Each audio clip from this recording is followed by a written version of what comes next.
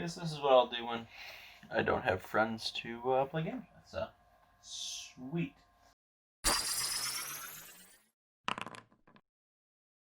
Welcome back to Roll and Review. We talk about all things nerdy and awesome. I'm Jim, and welcome back to another Steam game review, or whatever you call it. I don't know, nor do I care.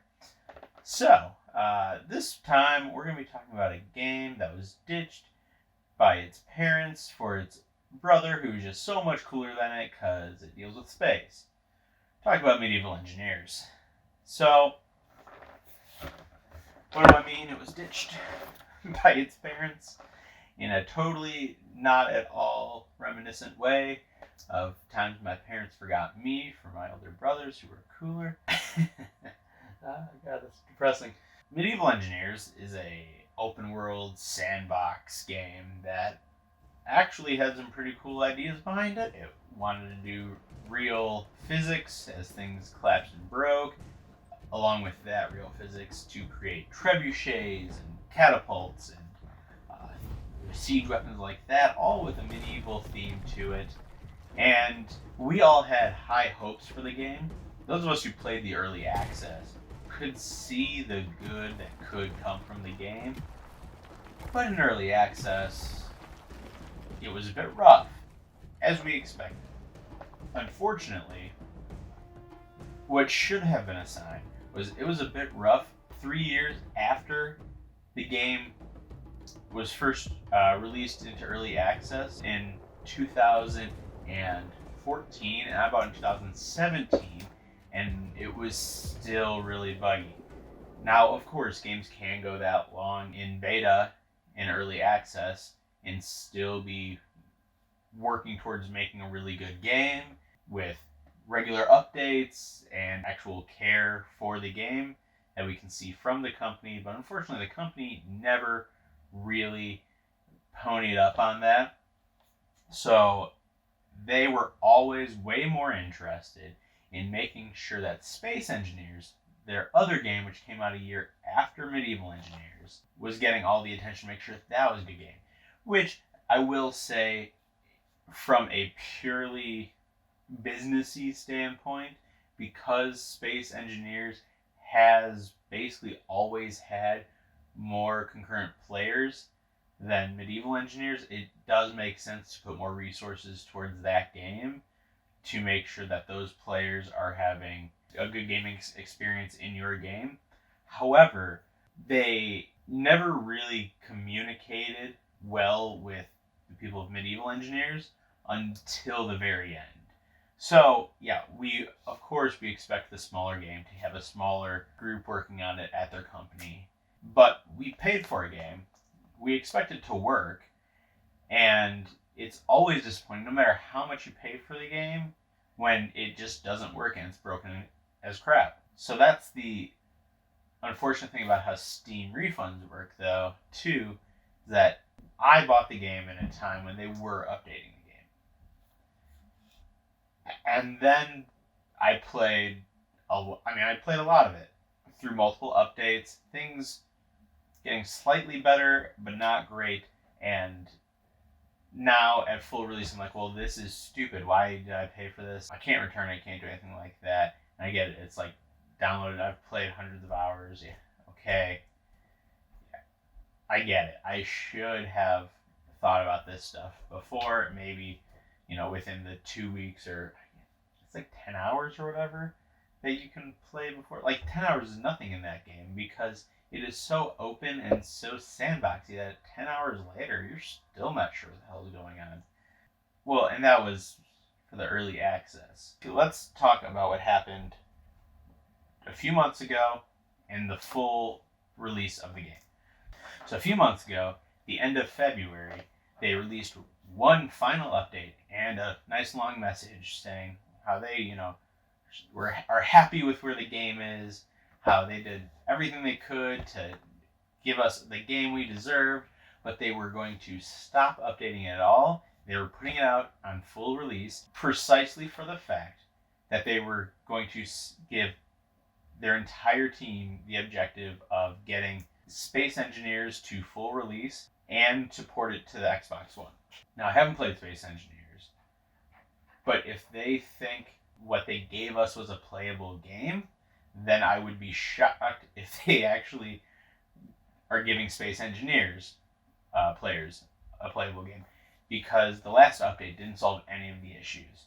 And actually looking at when things went to full release, Space Engineers had already been set to full release at the time of the message we got on Steam from the company who makes the two games. So getting Space Engineers to full release as one of your reasons for stopping development of Medieval Engineers is just a lie.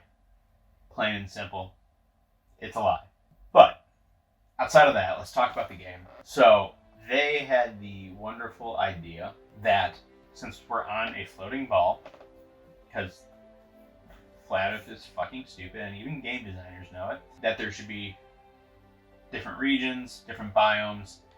Unfortunately, they forgot to actually take a look at how the world works. One, because there is no water on the planet at all, which, okay, fine, you don't want to deal with water simulations. I actually appreciate that, because what they could simulate was already taxing, and we'll get to that later. But just on top of that, they also didn't realize that around the equator, there is more than just desert. I think the rainforest would be shocked to hear that. Someone thought that everything at the equator was desert, because literally the band around the planet at the equator is desert through and through. It means about, I think it's 1/6 of the map is desert, which is a lot.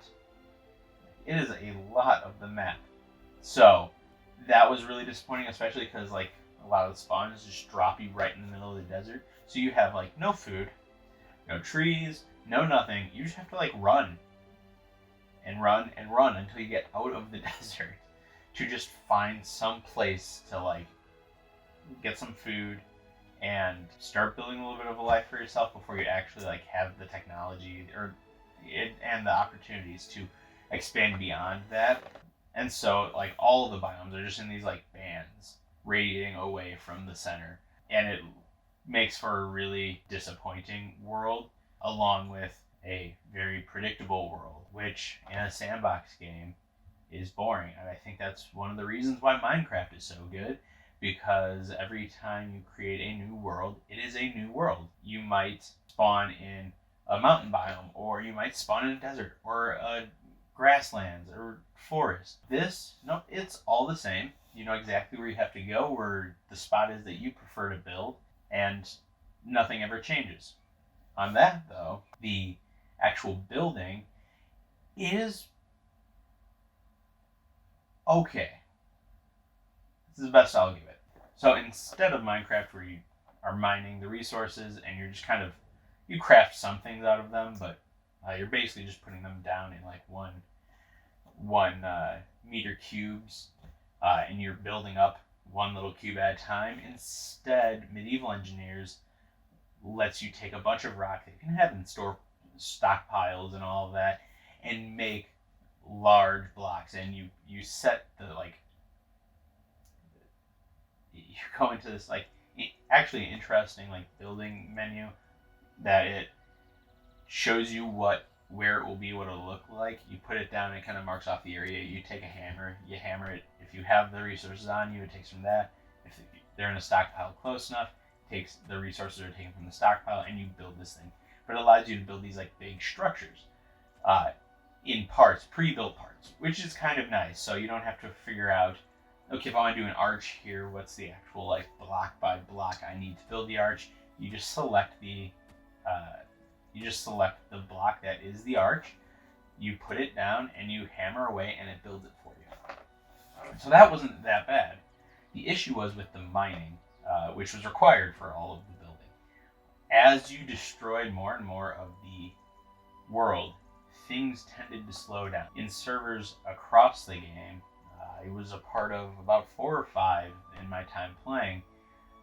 They were always talking about voxel destruction, and that being a reason why the servers kept getting slower and slower as people kept playing, is because the game was trying to, I don't know, compensate for the fact that the world as it was supposed to be had missing chunks now. And some very silly things happen with that. For instance, if you clear out an area in the forest, start building, you'd expect that nothing would grow where you were building.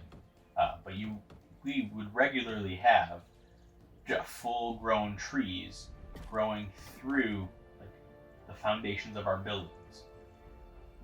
And so sometimes you could get it to work where if you like took away, if you like dug out dirt in that area, you dug out all the dirt, then the trees would stop. Sometimes not, because sometimes you didn't take off enough, and so the trees would keep growing, or you'd try to pile dirt on top, and in some spots that would work, and in some spots the trees would grow anyway.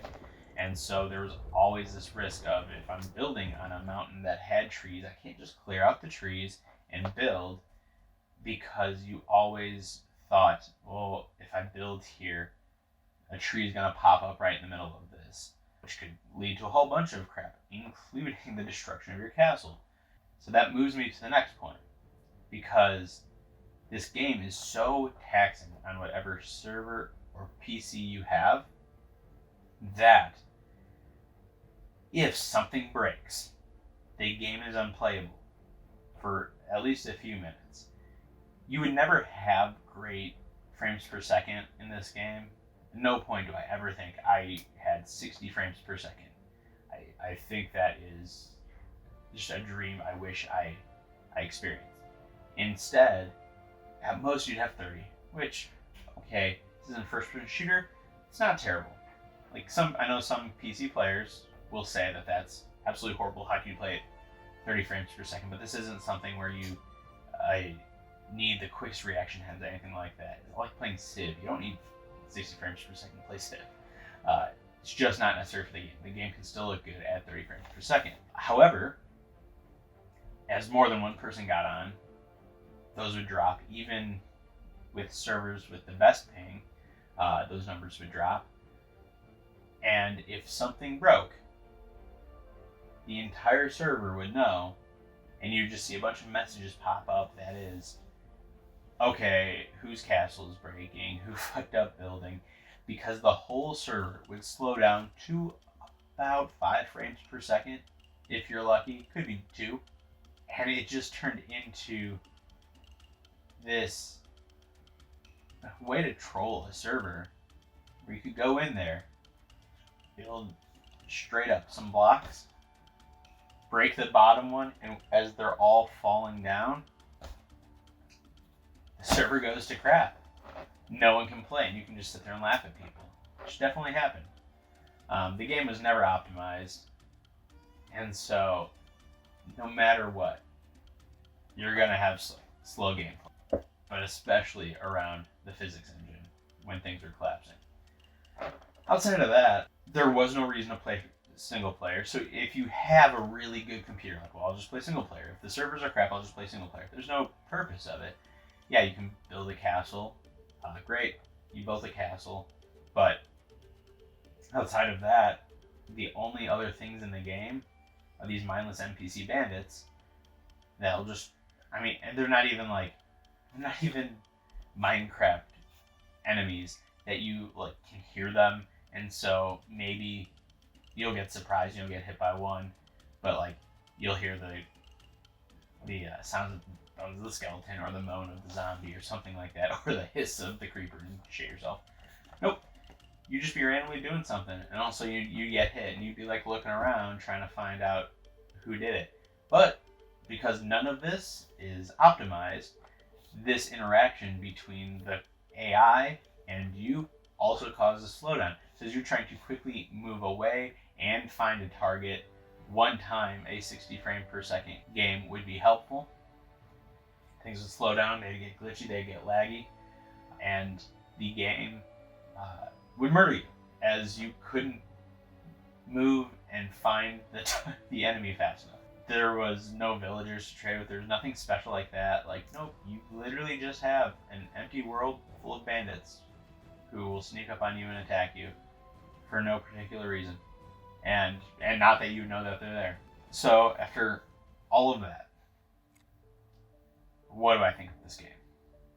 back in 2017, I may amend my review, I thought there were hopes for this game.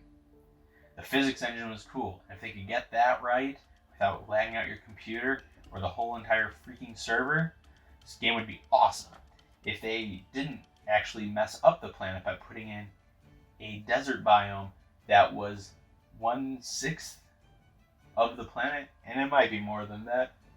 I'm not going to do the math again, which I already forgot. Or they just procedurally generated the planet, like what is done in Minecraft, or how planets are made, how entire solar systems and the galaxy and universe is made in No Man's Sky. How bad that game was at start, it still had unique and different planets. And if finally there was something for you to do outside of working in a server, just anything, I thought there would be hope for this game. Unfortunately, they refused to give it any real updates outside of just trying to add more stuff instead of fixing what they already had and tinkering with things that didn't need tinkering with. They made a game that was unplayable for the population. So of course you're not going to have a lot of concurrent players.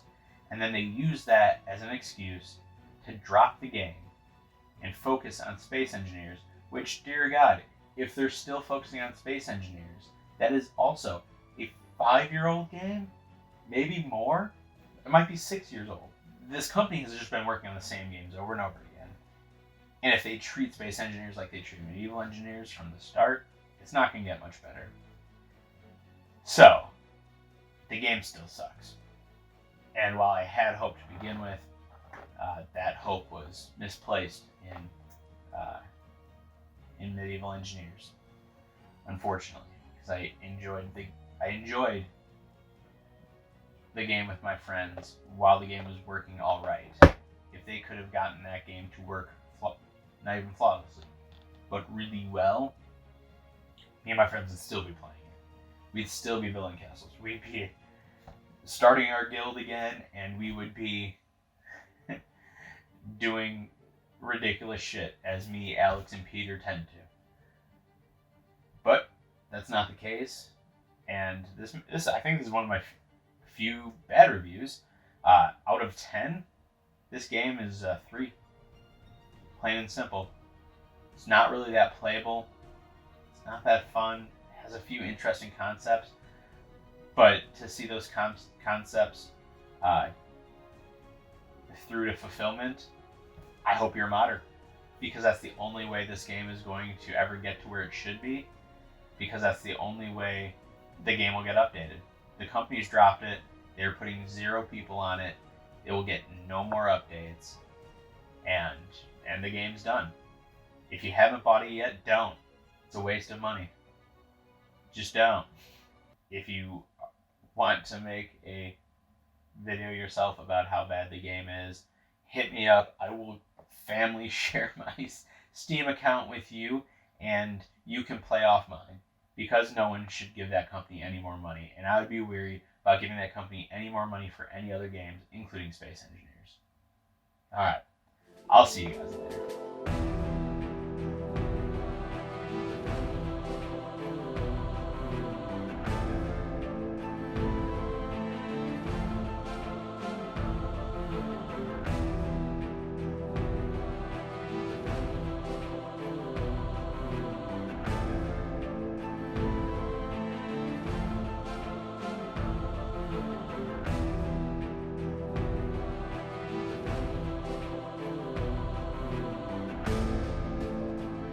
So instead of a Minecraft game where you just mine the resources, you have the individual blocks, and you're putting them together like essentially 1 meter at a time. These little blocks.